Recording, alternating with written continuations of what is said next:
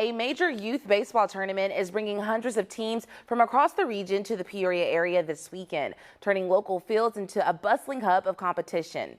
The USSSA Illinois Global State Tournament has been held locally for the past 5 years, and this year features 230 teams from across the region, including Wisconsin, Iowa, and even Missouri. The event spans 4th through 8th grade divisions with teams placed into classifications based on skill level.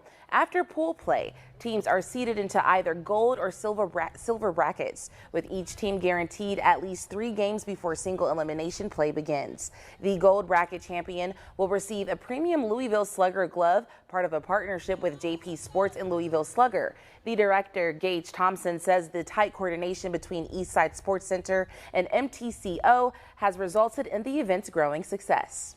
Biggest thing we preach is just experience, getting the kids out here, getting them active, letting them have fun. It's all about them when they come here to town to Peoria. We try to provide them the best experience possible, let them have a ton of fun. The division winners were announced today at the complex.